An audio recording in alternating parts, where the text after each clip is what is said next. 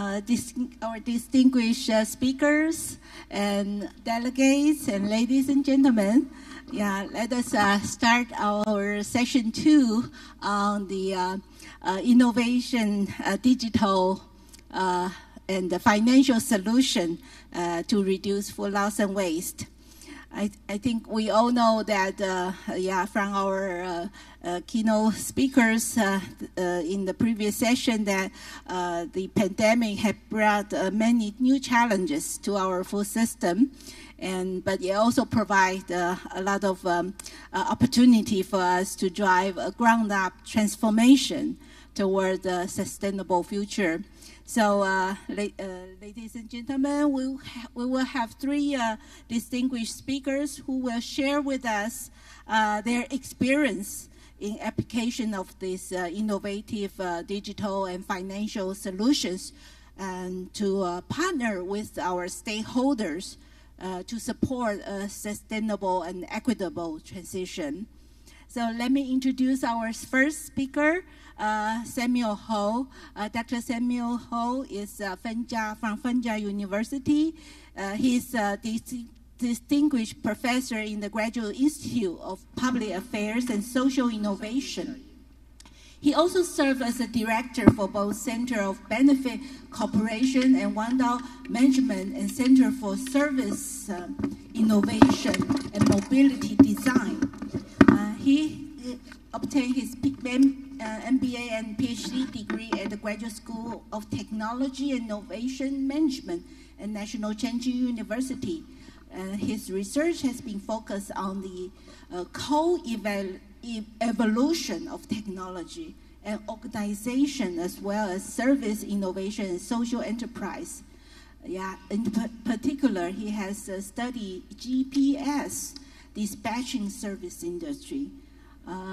So let us welcome Samuel for your presentation. Yeah, you have the floor. Thank you. Thank you, Dr. Chen, Dr. Zhang.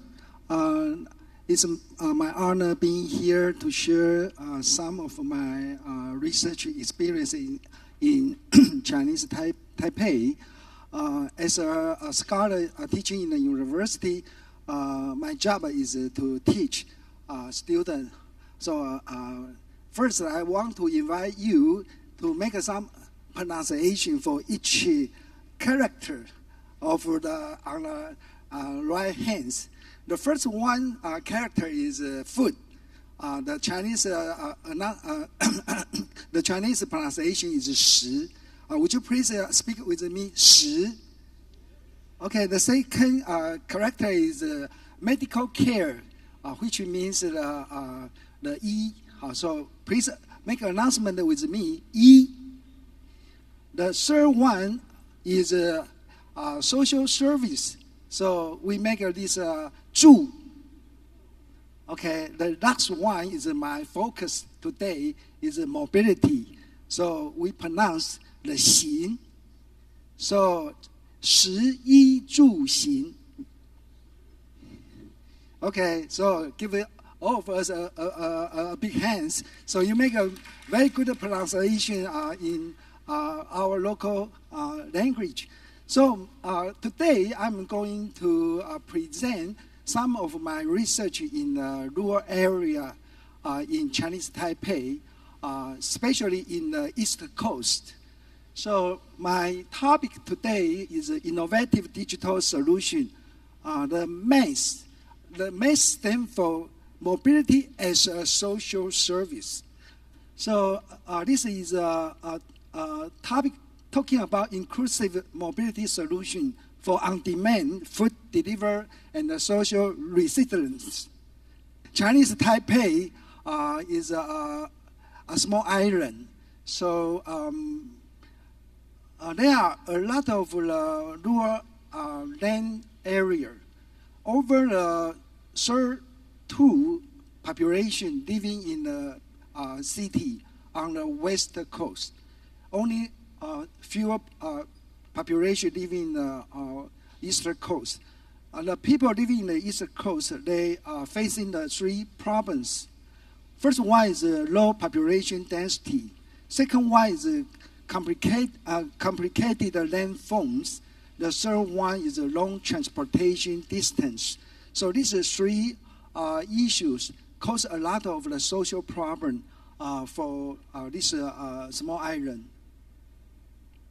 So around 5 million people living in the West Coast. So they are facing the high transportation costs, lack of the public transportation, and the difficulties in developing the economic activities.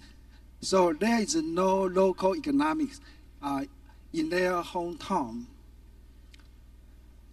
So my research is focusing on how to solve the social problems through the transportation or mobility. So the people living in this rural area, they have an expense of the transportation influence the social aid resources. The second is the elderly people facing the extremely inconvenience when they are seeking medical care. The third one is efficient supply of the home care service. There's no caregiver can help in the local area. The last one is the lack of the mobility adversely affects everyone in the community. So since I was a PhD student, I have been doing this research over the 22 years. So past 22 years, I'm focusing on how using the mobility as a social tool to help the people who live in the rural area. So we are trying to solve 9 issues. One is we are targeting the vulnerable population, and we try to provide affordable transportation, ride-sharing service, and supporting the community integration, and also through the technology approach. And through this kind of door-to-door services, we try to connecting the last mile of the public transportation, and also provide a parent transit service in their community, and by hire some volunteer driver doing the pickup service, and also protect the environment for their community. So based on the 22 years, there's a long journey.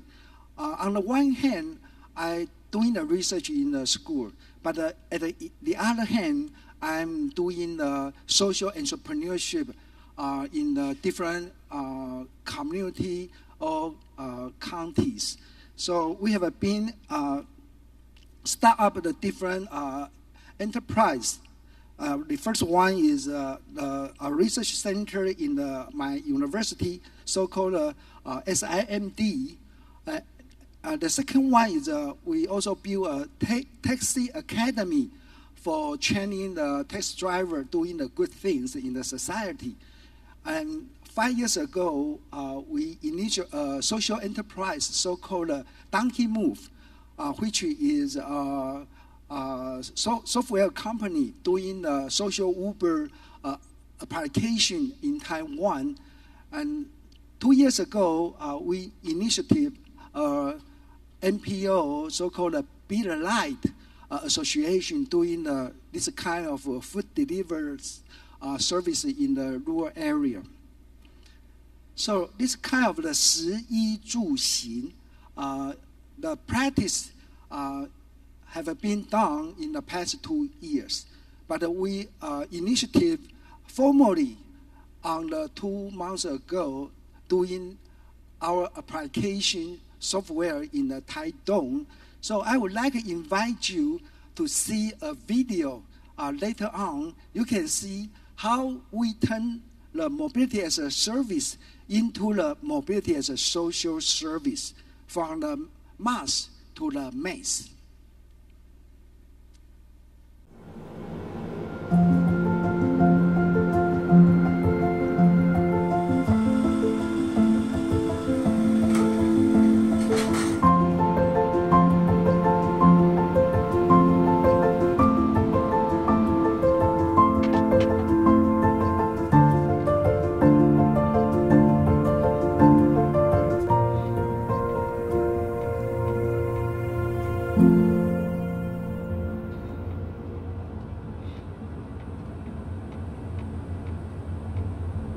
我们南溪的路都是弯来弯去的，都是老人家了，就买东西上下都很不方便。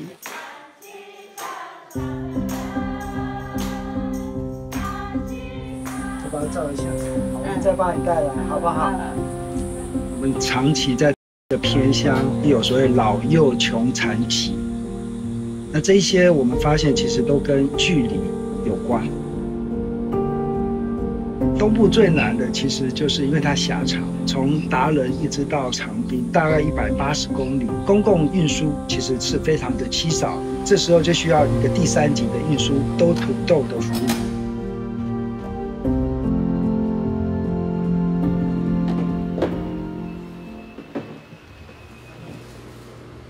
其实我们就是一个 NPO， 我们收了很多东西，可是怎么样能够送到最需要人的手上，其实对我们来说是非常大的压力。所以我们就透过199这边来募集这些物资，裕隆企业提供它的车辆，然后透过微光行动把这些的物资送到最需要的供餐的据点去。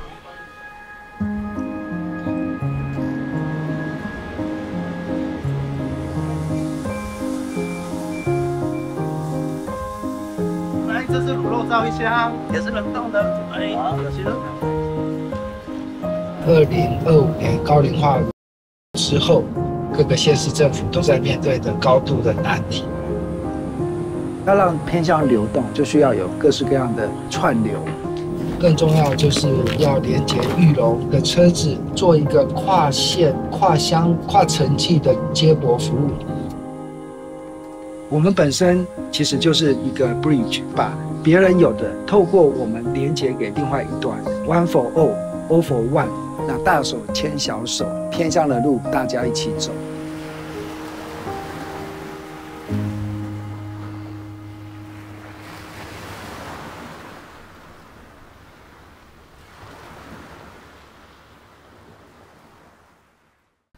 That's what we have done in in the East Coast.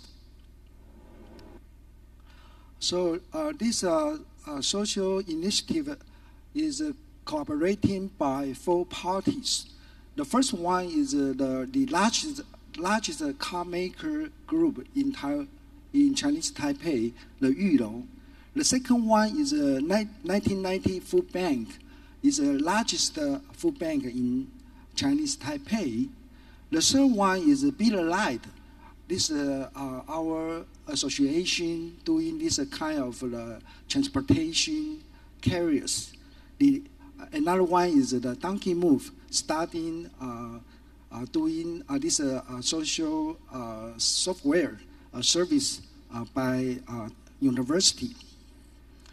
So this technology-driven inclusive innovation system is trying to combine the food, medical care, social service, and mobility to create a comprehensive rural care system. We are, especially we try to emphasize the need of the care recipients and the participation of the drivers in the whole service journey. So the driver and the local people is very important stakeholders. So the platform of the Donkey Move is try to bridge the two sides. The first side is the service needs. So including the LD people and the disabled people and the home caregivers and also some these carriers carrying the food and some materials into the house. Another side is the supply side. So it's supported by the different car fleet in the local area. So most of them are private organizations, but they can get the public supporting from the local government or from some ESG program supported by the organization. So we use this cloud platform to manage each cars and each trips to see how they are doing the job and to monitor each services. So through this kind of platform as a social service, we also collect the donation from the society to issue these social needs. So that's why Yulong joined this program with us. So we have some softwares which is using by the drivers, by the customers, by the local government, and by the donators. They can see different information on their so-called authorities. So this food-wise delivery system is maybe quite different from your previous idea of the food loss and the food waste. So because I'm using another very different approach to see how to solve the food loss and the food waste. So there are different stages. So we are doing this kind of research over the 3 years. So we try to find out the different checking point in each stage, and try to use the app to manage each process, and make the data can be clear and can be collected by some peoples. So because the Chinese Taipei, most of the people living in the West Coast. So a lot of the supermarket and the hypermarket are there.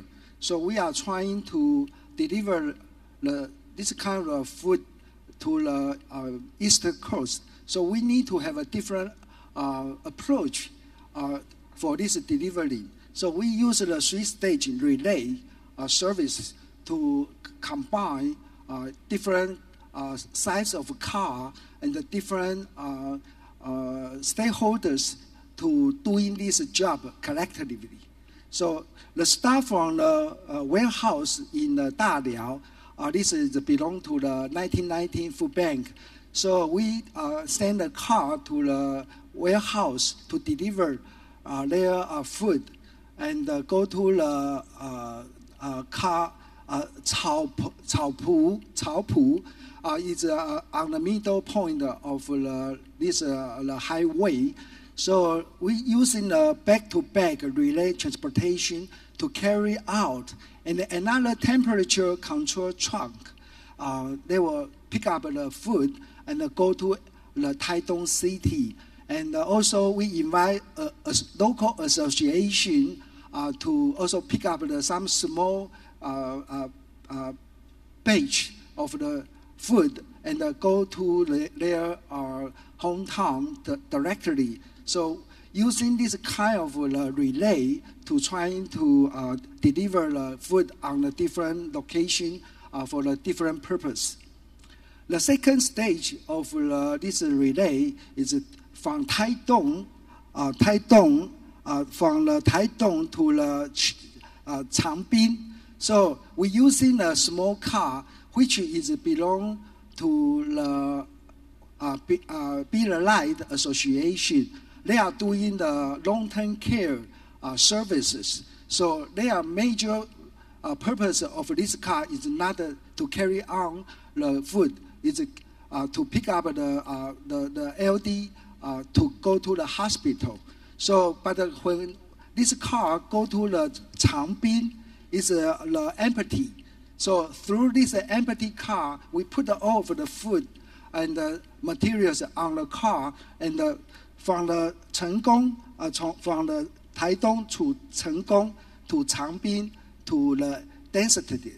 And through this kind of approach, we can deliver the food along the way to the different church or service center of the 1919. So they can deliver this food to the children and for the elderly people can eat or to use. So this kind of the idea, you can see we are using the different purpose of the car through the one trip, the same trip, doing the different services. The last one is driver side, because if we want to accomplish this kind of the services, we need to have a very special drivers. They are not just the only driver. They are also doing the social services. So we train the local people, especially the middle-aged women and maybe second-time employees women. We train them to get the two certificates. One is the professional driving license. Another is the service caring certification. Through these two kind of the professionalisms, they can do in this driving job, also can do in the home care, this local care services. The most important, they can earn the income and make her life independently. They can have gain this. They are good to. They are good for the community. They are good for the family. So they can be independent. So through this kind of the training program, we so-called the Mulan program. So it's very famous of the movies, the Mulan. So we are doing this kind of the idea to train the local people to become our drivers. So this kind of the triangle cooperation in the university, triggered by university. The university doing the research, and this NPO, Be the Light, doing the transportation in the rural area for the LD, also for the food loss or waste.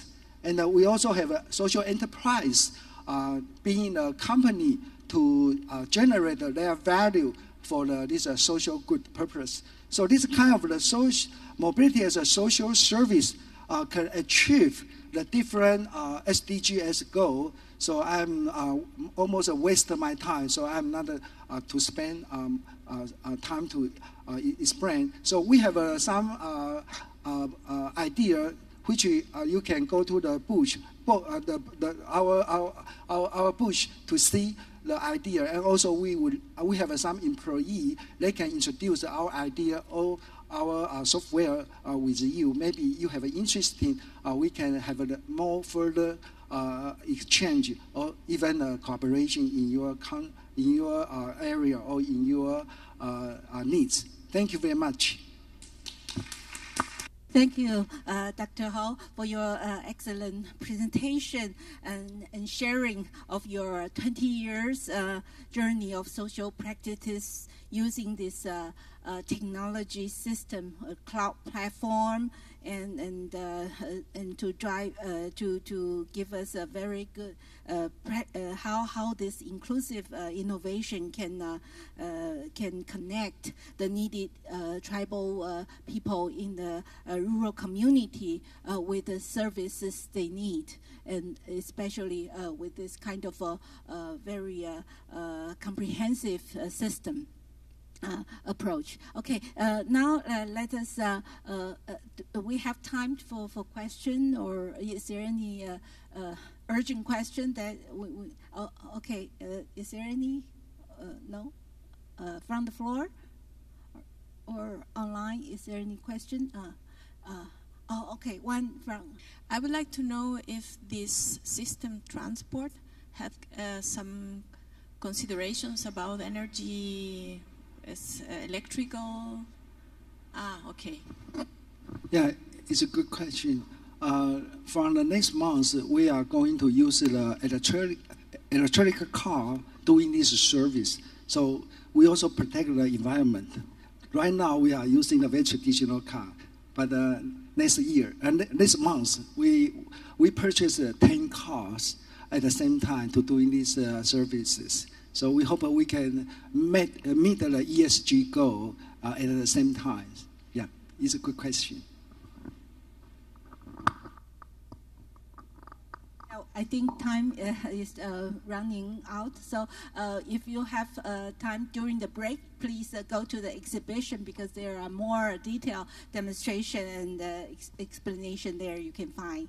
Okay, now let us turn to our second speaker. Let's welcome Ms. Kajanan Kwang Mang from National Agriculture Big Data Center to make her presentation. Kajanan is a researcher in agriculture and natural resources economics, specialized in agriculture big data applications in agriculture, such as implementation of smart farming technology in small-scale farming system in Thailand. She possesses great technical expertise with many practical experience, as well as strong leadership in research, training, and teaching. So let's welcome Dr. Kajanan. Yes. Good morning, all delegations and speakers, and ladies and gentlemen. It was my last position. Now, before I came here, I am promoted to be the Deputy Secretary General, so I'm not anymore the Director of NABC. So, okay. So thank you very much. And this morning and recently, presentation is very useful for all economy. Can I stand also? Because I cannot see clear. Maybe my eye is wasting eye already. Okay. My presentation is all about the role of infrastructure, skilled investment, and enabling environment to speed up digital adaptation and integration. So this is my content of the presentations. I would like to recap a little bit about the APEC and digitalization and innovation, and then technology trend of the food loss and waste. Actually, this is like a worldwide trend, but of course, in the afternoon, there is an example practice from Thailand, which is Thai economies, which is quite interesting also, even we are quite new for this application. And then moving to the FLW, food loss and waste policy and approach, and digital adaptation and integration. So in my presentation, I should scope, especially in the term of developing country. So wrap up a little bit about the APEC and digitalization and innovation. So in APEC Putrajaya vision in 2040, it's clearly stated we will strengthen the digital infrastructure, accelerate digital transformation, narrow the digital divides, narrow down digital divides, as well as the cooperate on the facility, the flow of the data, and strengthen the consumer and business trust in the digital transactions. And then Aurora, we call that Aurora plan of the action. We sum up with the Aurora plan of the action to cooperate to accelerate digital transformation, including by supporting the digitalization of industries such as service, manufacturing, and agriculture.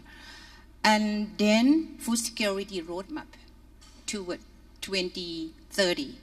So we have to provide, in Article E, we provide CB, capacity building, and best practice sharing workshop to support the member economy. That is, Mr. Brian already mentioned about this in 12.3 of the Sustainable Development Goal. So in this food security roadmap also, and also implementation plan toward 2030. So we have to provide capacity building, CB, and best practice sharing workshop to the align with the UN Sustainable Development Goal. That's Mr. Brian already mentioned before also, with specific indication based on each economy respective situation. And promoting PPP, public-private investment in infrastructure, cold chain, to reduce the current level of food loss and waste, and review the progress by 2025. So each country have to be reviewed on 2025. And then for technology trend of food loss and waste, as the Thailand, as we said, economy, our economy are looking forward to it, from upstream to downstream, to reduce food loss and waste. We all know the definition of food loss and waste. So the impossible one is automate machinery for precise harvesting. Harvest robot, for example, decide to harvest crops such as fruits and vegetables. So they use a sensor and camera. This is all over the world. They know this well. So when the crops are ready to pick, they use a robot arm or other tool to carefully harvest them without damaging the produce. For example, and another example is artificial intelligence. This is another artificial intelligence, but honestly cannot compare with my grandma intelligence for reserving the food. She just used the fish, catch the fish from the pond, and she dry under the sun, and she put a little bit salt, and then it can reserve for more than 3 or 4 months, or even 1 year. My mama intelligent. So, but of course, artificial intelligence can compete with the human brain. The Agrobot, this is, I mentioned about this because this is some company, it's some public and private. We can cooperate together. So, this is a very useful for recognize, for example, strawberry that are ripe to picking. And all of these tools, they are tools to reduce the food loss and waste. Actually, they are two. And the most important of these all tools is to collect the exact data.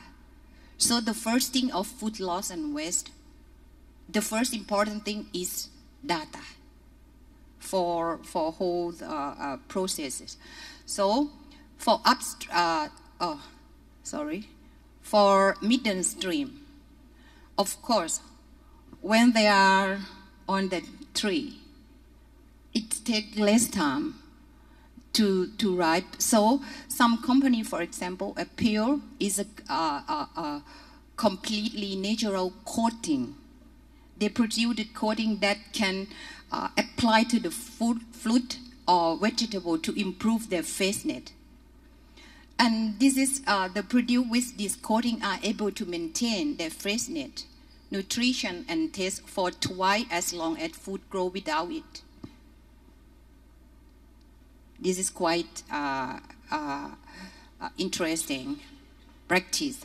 So using AI predicting the shelf life, one third, but Mr. Brian said it's more. It's not 1/3 anymore. It's not 1/3 anymore. So maybe this company should change, like more than 1/3. 1/3 of the world food go to waste.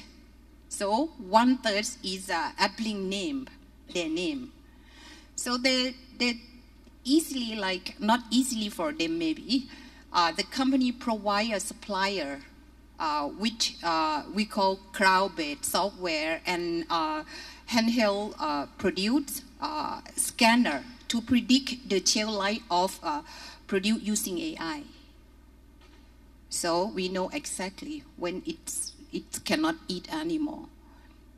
And then smart packing packing also is another kind of, we don't call digital, but it's a kind of model advancement or technology allow for a solution that can prevent, track, and eliminate for food waste. Whether it's matter of preservation, a way to share, or ability to decompose waste, there are many options that increase awareness and help our planet. That's it. And downstream, of course, food achievement downstream.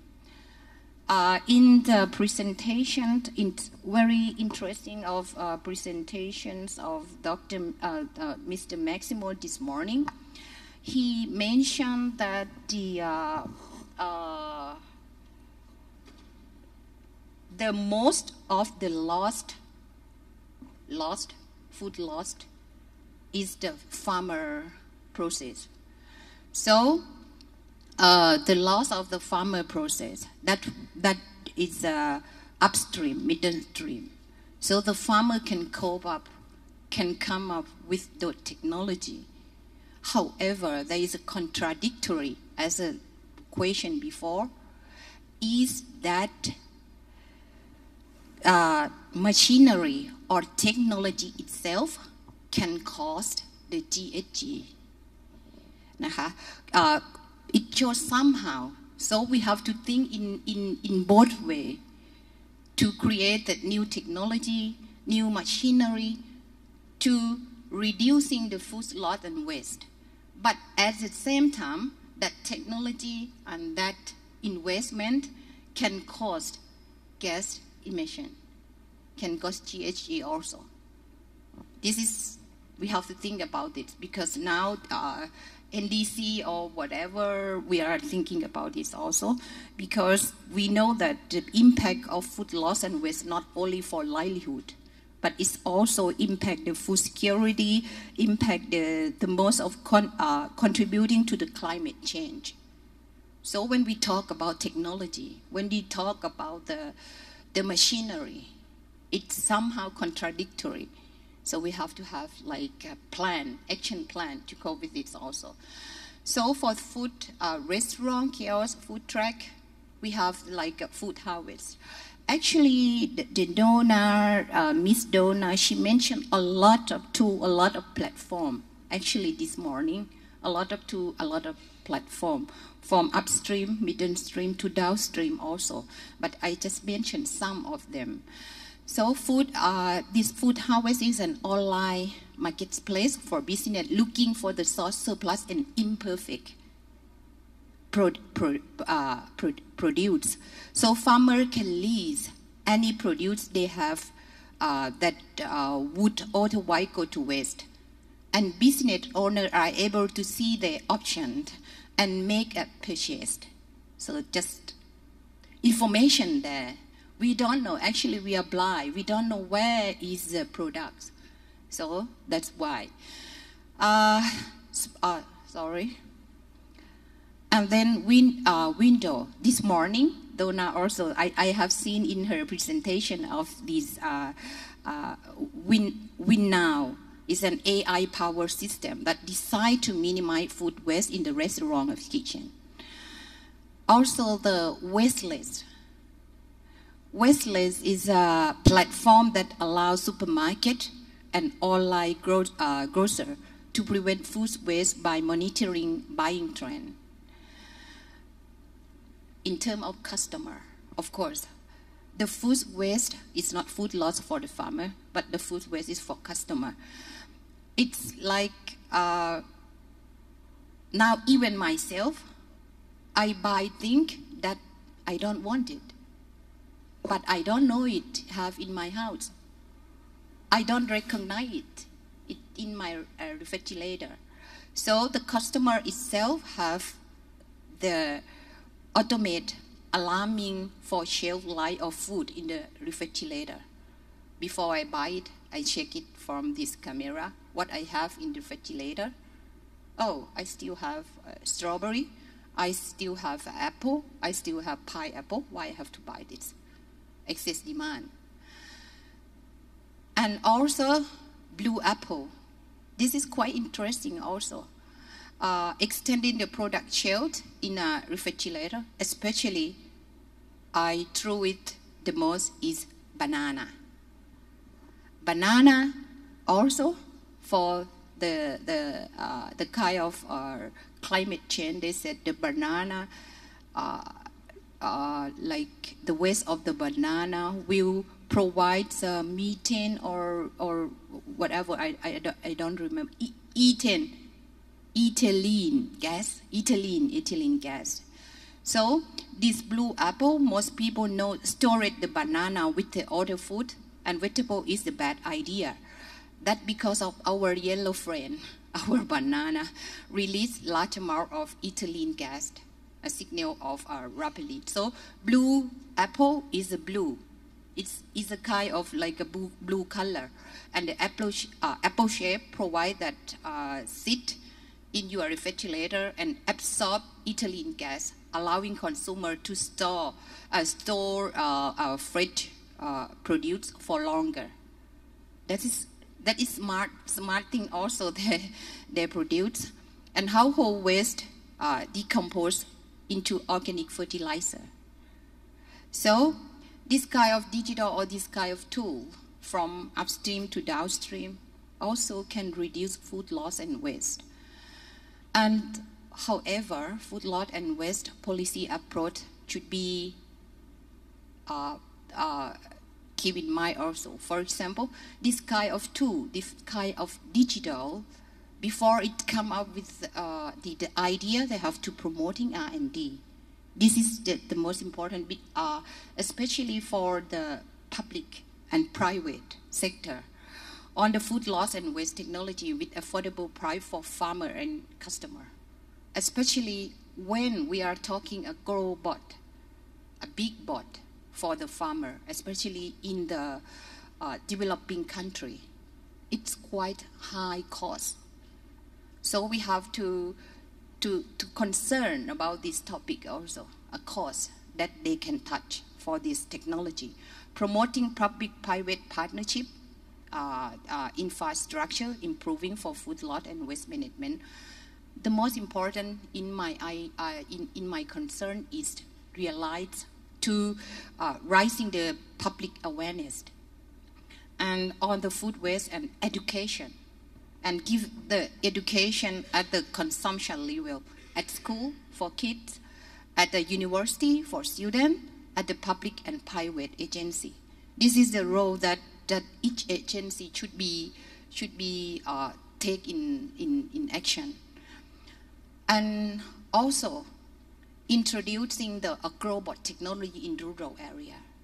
Of course, I'm talking about there are a lot of benefit of agrobot. It's increased the attractive, especially for young people, for youth people in developing country, because we know as we have the problem at aging society. So the youth doesn't want to work on farm. So this kind of technology can increase the attractiveness by introducing innovation and advance. The use of agrobot create a new opportunity, entrepreneur and innovators for the platform, providing a lot of data. However, affordable, the key factor of successful adoptions of agrobot or technology or the big machine for the farm in developing countries, affordable solution. Deciding agrobot that affordable for farmer in developing country. Decidable, I mean like cost. They can afford or not, easily to use or not. And another thing to concern is about the maintaining of that machine. It's a long run, it's a long-term maintaining of that technology. And high impact agrobot should significantly improve crop yield, reduce, of course. This is they reduce weeding and input efficiency, prioritize on simple weeding agrobot and technological that improve input use efficiency. However, potential and challenge of agricultural robot or this technology also. Potential and challenge is that agricultural robots have potential to improve crop production and livelihood, but face technical and socio-economic challenge. That I said is an increase that technology or farming machine is one of the input, is one of the expense of the farmer. So we have to concern about that also. And capacity building the knowledge of the farmer, building the knowledge of the user, and skill of the crucial of effective use of agricultural robotic. So that is all my presentation. So when we are talking about the practice of this kind of digital innovations, machinery, any platform, we will discuss more in the afternoon session for the a successful practice in terms of Thai economy. Okay, thank you very much for your attention. Thank you. Thank you, Ms. Kajiwang Na, for your excellent presentation on how you provide many examples of digital tools, but also bring up the big challenge is for farmers to adopt them is the affordability issue. Yeah, so this leads us to our next speaker, Ms. Sophia Chen from the Cathay Financial Holding Company. She is the Chief Investor Office and also teaches in the Department of International Business of National Taiwan University. She has 30 years of experience in research and investment, with the last position acting as the chairman and head of research of Merrill Lynch in Chinese Taipei. And I think she is well known for her work linking the financial sector with the policy maker in forming government policies, including also promoting banking reform. So she has actively involved in promoting the corporate sustainability and responsibility investment in Chinese Taipei. So let's welcome Sophia. Thank you.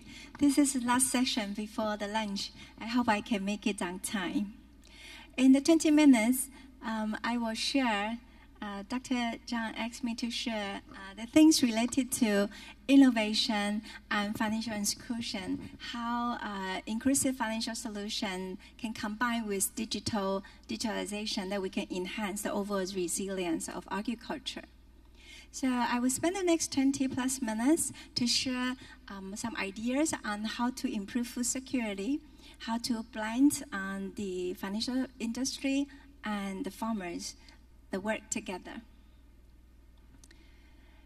I believe that cooperate exists because the need of society, and therefore we can see in the past 2 decades when companies talk about their corporate purpose, it's already shifting from the left-hand side on the profit to corporate governance, and there is high demand for corporate to care about social responsibility. And these days, everyone talk about ESG, and eventually, to me, that means the common prosperity. And that means when we think about economic growth or corporate earnings growth, not just to think about on the green box on how much money you earn, how much dividend you pay your shareholder, you need to think about to the left-hand side, how much do we contribute to the society, inclusion, the impact. At the meantime, do we do plus or negative work impact to the environment? And today, net zero transition seems to a basic work. Myself is also the chairperson of Asia Investor Group on climate change. Climate action and net zero pathway is also one of our main focus. And in the recent years, to the right-hand side, you can see a more important common belief is that we believe without a sustainable environment, without a stable society, and there's no way economy or corporate earnings can last long. And that's why you can see through the help of many stakeholders, corporate financial institutions are paying a lot more attention and also into real action to make this SDGs and effort works. Food security is the same as climate change. It's definitely a systemic risk. As you can see, the FAO estimate that the level of hunger has been increasing again since 2019. Today, we have near 10% of population, they are undernourished. And among there are 770 million hungered people, and which is 24% higher than the level of 2019. And very unlikely, 55% of them are in Asia, so there's a lot of work we can do. Where are the foods? Who consume them? In the left-hand side, you can see there's a very steady growth for rice and wheat, where maize, the corn, actually grow at very fast speed. But to the right-hand side of this chart, you can see in the middle that we are using more than half of the maize into feeding and into biofuel. And we are also cutting the original rainforest or the traditional farming, all focus on this purpose. The extreme weather has created a lot of challenges globally, including hurricane, too much rainfall, too little rainfall, too hot, too cold. In Chinese Taipei is also the same, and it becomes more challenging, especially in summer. Now the typhoon doesn't come every year, and that means we were having higher risk in early winter of potential drought. The Swiss Re report estimates last year, globally, total economic loss of 284 billion of economic losses, and that mainly come from natural disasters. This also triggered 130 billion of insurance claim, and that eventually will transfer to the cost of insurance we buy. So ESG risk is a financial risk. In 2013, toward second half of this year and toward next year, El Nino is coming, and this tend to have some impact to Southeast Asia as well, especially India, where you can see an area which will have more rain than average, will include East Africa, Horn of Africa, where the area in Central America, West Africa, and the Sahel, Southern Africa, will have below average rainfall. So all this weather pattern will bring uncertainty to food supply. The war between Ukraine and Russia also adds additional stress because both countries are important producer for agricultural goods, and they export to many countries. And we can see from 2019, the yellow line, 2020, the gray line to the right-hand side, second half of 2020, post-COVID, the economy recovered, it boosted the food price in 2021, and all the way to first half of last year, the pink line, in first half of last year, the food price was just so high, boosting global inflation, interest rate, and create the volatility for financial markets. So the whole world, all sector, every factor actually interconnect among each other.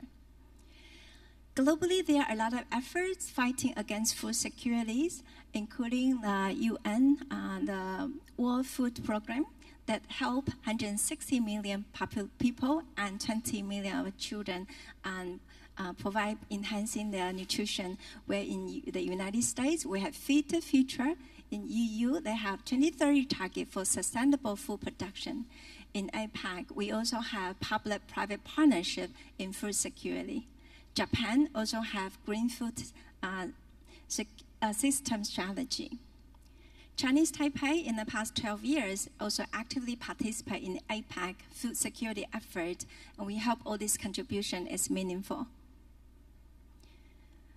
I'd like to share a few interesting cases how we can enhance the resilience of agriculture, including their overall environment resilience, digitalization, and some financial solutions. And this can include help farmers with AI and finance, increase their income source, strengthen the farmers' resilience, empower local communities, and farmers themselves. One example is the Impact Terra. They noticed that in Myanmar, there are so many people using mobile phone, but there are a lot of farmers are very small holders. So they have applied their Golden Party, the digital platform, allowing farmers to input the data, to learn the information, and help them to tailor them on agronomic advice, weather, pest alerts, and better market connection. And besides, in the right-hand side chart, you can see with a mobile phone, to the very right-hand side, they connect with the farmers. And Bettera also help to connect funding sources from financial institutions and microfinance offering the institutes to work together. So they become a very important intermediary. They can help to find the good farmers you can help and find the financial institutions who are passionate about microfinance. Roots Capital saw the problem of the La Roya disease on the coffee leaves, and they actually heard the production of coffee beans as high as 25% in areas including Honduras and Guatemala. So they formed a fund called Coffee Farmer Resilience Initiative, and they collected capital from development institution, private corporate, and foundation. Roots Capital, through the green color box to the right-hand side, they offer training and digital service, helping the farmer to enhance their capability. At the meantime, they also source from the bottom all the source of financial institution, fund providers. So it's very important platform, not just on capacity building, but also on fund providing. Jellybees Group, they saw the need in Philippines where many farmers, they don't have enough knowledge, capability to connect to their end customers. And therefore, similar to some of the farmers in Chinese Taipei, they need to depend on the intermediate. There are many layers of the channel. That means the more layers they have, the less income farmers can earn. So they create this platform by helping the farmers to directly source their product from small farmers to the market. They do capacity building, product financing, marketing linkage, technical support, and logistics support. And so far, they already more than 3,000 farmers received the support. How about Chinese Taipei? In terms of financial inclusion, the funding side, you can see the development funds has already granted near 180 million local currencies to many social enterprise and focus on agriculture-related projects. We have a bank called Agriculture Bank, and together with many local banks, we offer the loans, especially to encourage young and middle-aged people who want to be farmers. There is a serious problem about aging agricultural community and aging farmers in Taiwan, because in Chinese Taipei, this is an aging society. And then you can see to the right-hand side, the bottom, you can see the accumulated loans to young and middle-aged farmers is already more than 5 billion local currencies.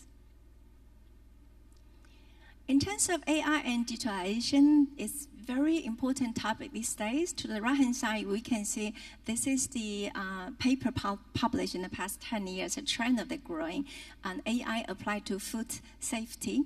And all the technology application from early days, identifying weed, finding new location to plant crops, identifying plants dying of disease. Today, we can do very micromanagement from this agricultural good from the beginning to the end distribution.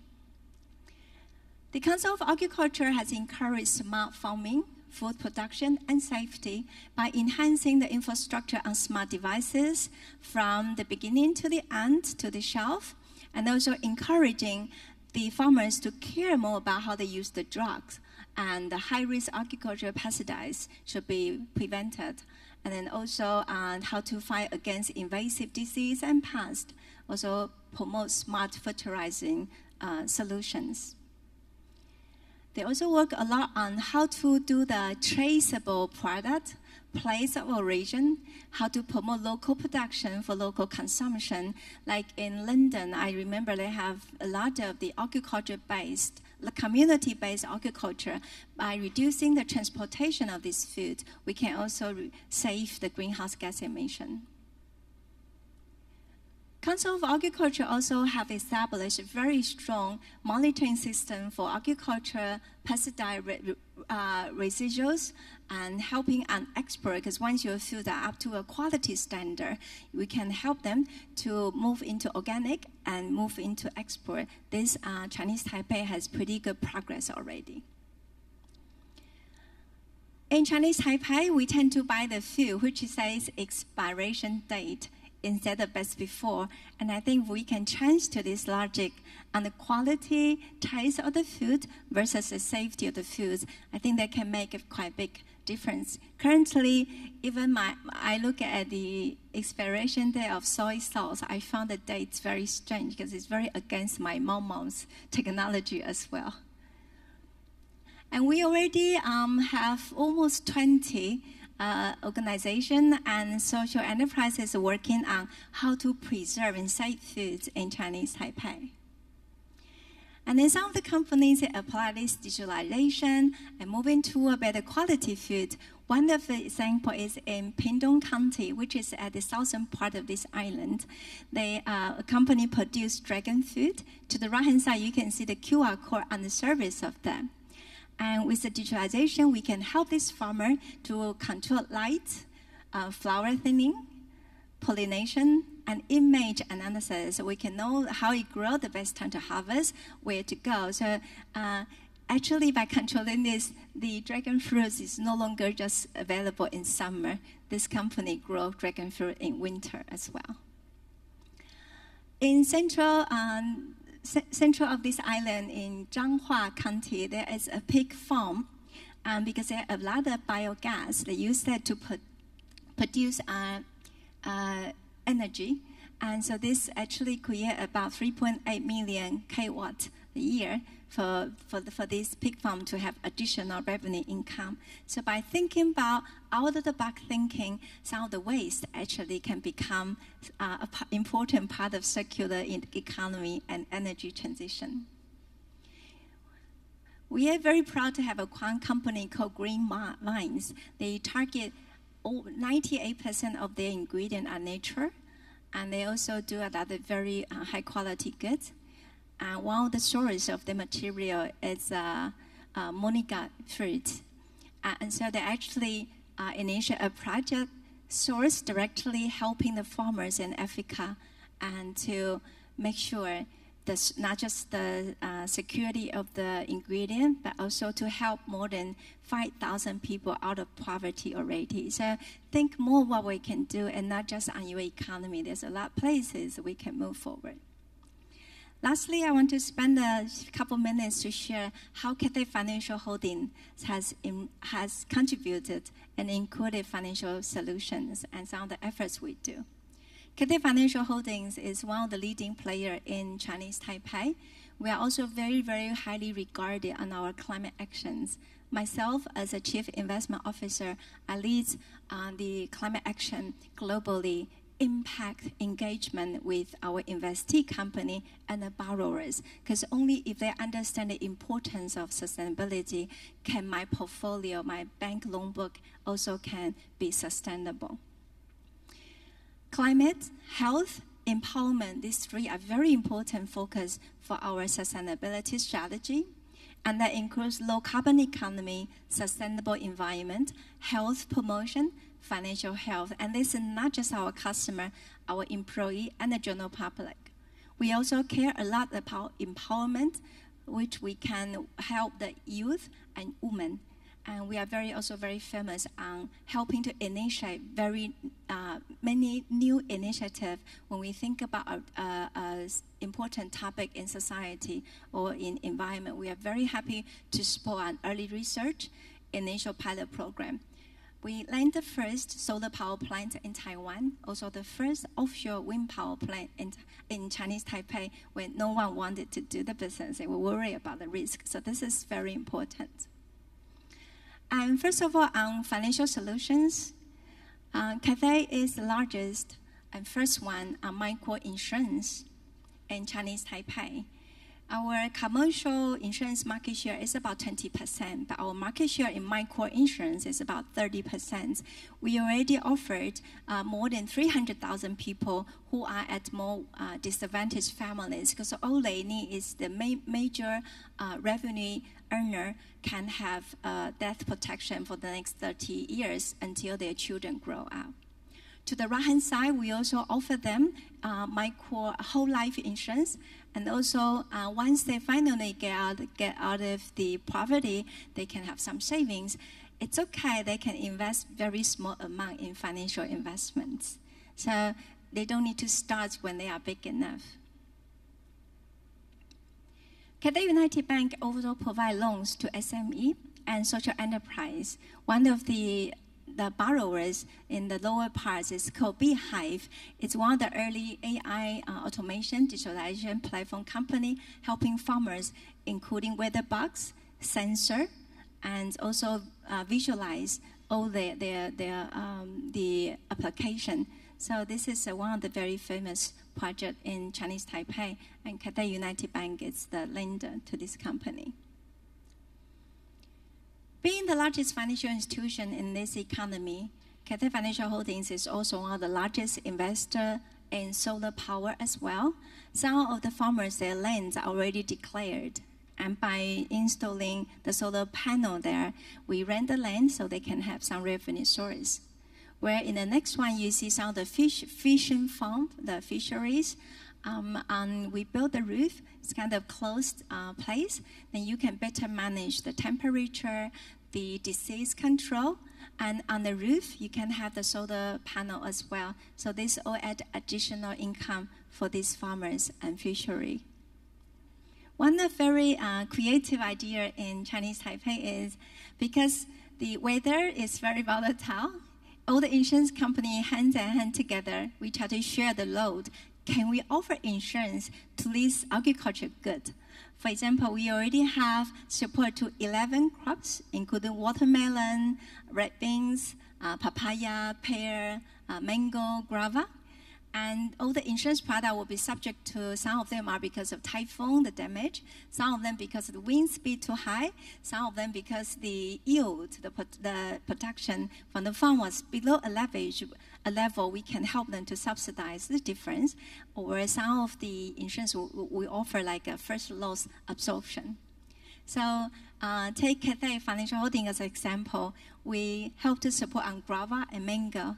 So with different kind of the insurance product design, we can provide them the subsidy of the premium.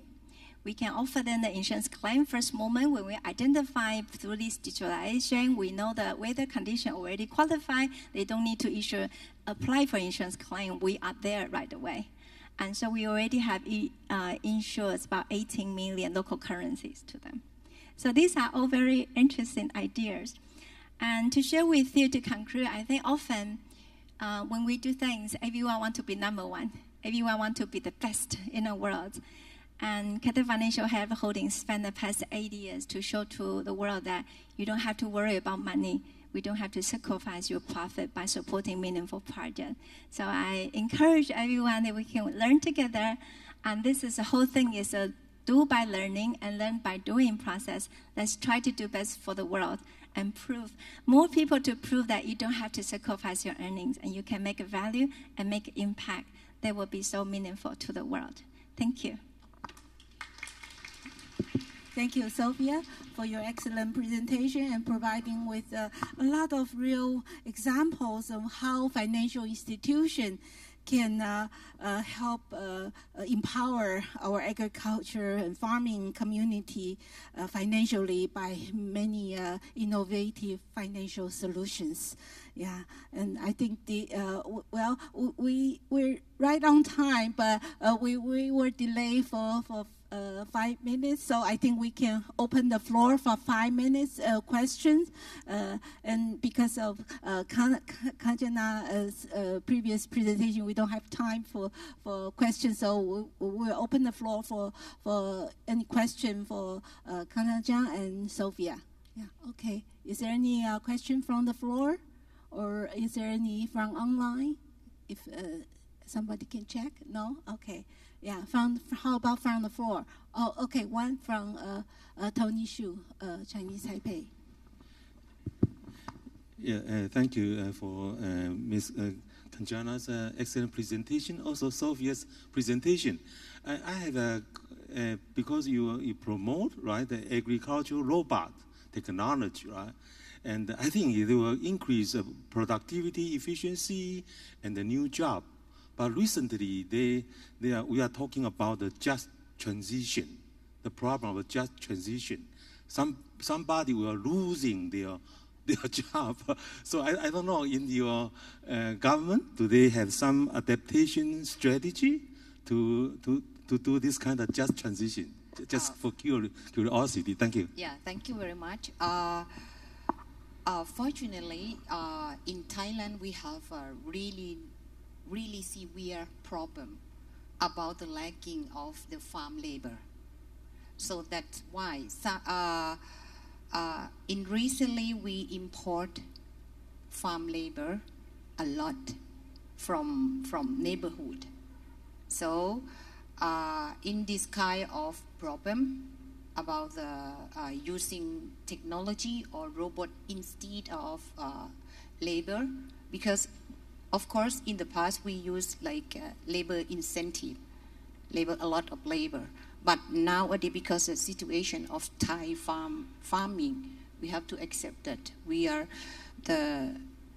even the aging of farmer, we reached already 60. And in next 3 years, our aging of farm household head will reach around 20% in general. So, and also the younger person, the successor, doesn't want to work on farm. In this case, that's why they are accepting the policy of using bot or using any kind of machinery. But in terms of low cost and in terms of providing some incentive of the maintaining that facility. Also, as the long run, we have we can call it a big farm, but not as in America or in Europe. A big farm, it means a large number of farms. But our big farm, it means we collect a smaller, we call it smaller farm, work together and sharing the machinery. So that's why we can say that now we don't have a huge problem of the labor. But in the other way, the problem that we write is about the, you mean like a losing job of agriculture? No, we have we call that the project of service providing entrepreneur for small scale farming. So those labor, instead of using their labor, they're using training, technology, knowledge, and becoming an entrepreneur for using those technology instead of their own labor.